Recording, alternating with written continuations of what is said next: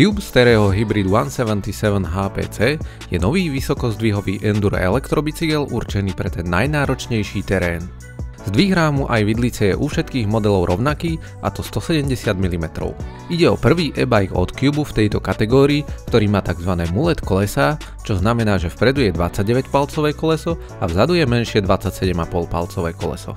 Rám kombinuje karbónový predný trojuholník a hliníkovú zadnú stavbu. O asistenciu sa stará u všetkých modelov motor Bosch Performance Line CX 5. generácie. Má krútiaci moment 85 Nm a maximálny výkon 600 W, avšak aktualizácia softvéru poskytuje možnosť zvýšiť krútiaci moment na 100 Nm a špičkový výkon na 750 W. Energiu dodáva batéria Bosch PowerTube s kapacitou 800 Wh, ktorá je umiestnená v spodnej rámovej trubke.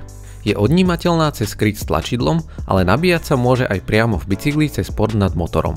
Na riadidlách je displej Bosch Purion 400 a ovládač na zmenu režimov asistencie. Horná rámová trubka má zabudovaný LED panel staršieho typu, no môžete ho vymeniť za plnohodnotný displej Bosch Kiox 400C. Vedenie káblov je integrované cez hlavové zloženie a spracované čisto a prehľadne. Reťazová vspera má robustnú ochranu, ktorá prechádza aj nad mostíkom zadnej stavby. Zaujímavým doplnkom je aj možnosť pripojenia svetla k batérii cez konektor pod predstavcom. Veľkosť L má dosah 475 mm, hlavový uhol je 64,4 stupňa, uhol sedlovej trubky je 76,5 stupňa a dĺžka reťazových spier je 443 mm. Hlavový uhol je možné nastaviť cez ložiská hlavového zloženia na hodnotu 63,8 stupňa, pričom uhol sedlovej trubky sa zmení o 0,2 stupňa. Detailnejšie sme sa pozreli na druhý najvyšší model Stereo Hybrid 177 HPC AT, pričom táto skratka odkazuje na pretekársky Action Team. Pohon a batériu od Boschu doplňa 12-rýchlostné elektronické radenie SRAM X0 Eagle AXS Transmission, kluky ACID MTB Hybrid Pro a brzdy Shimano XT s 203 mm kotúčmi. O odpruženie sa stará vidlica Fox 38 Float Factory Grip X2 a tlmič Fox Float X2 Factory. Od Foxu je aj teleskopická sedlovka Fox Transfer Factory. Na kolesách Newman Beskar 30 sú obuté plášte Schwalbe Magic Mary vpredu a Teki Chain vzadu.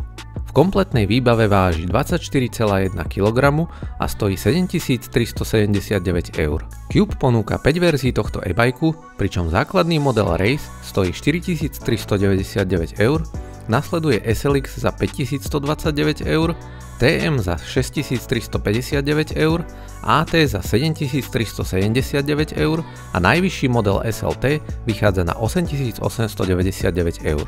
Ak hľadáte plnohodnotný enduro e-bike bez kompromisov vo výkone, Stereo Hybrid 177 ponúka skutočne výborný pomer ceny a výbavy. A pre koho je tento bicykel určený?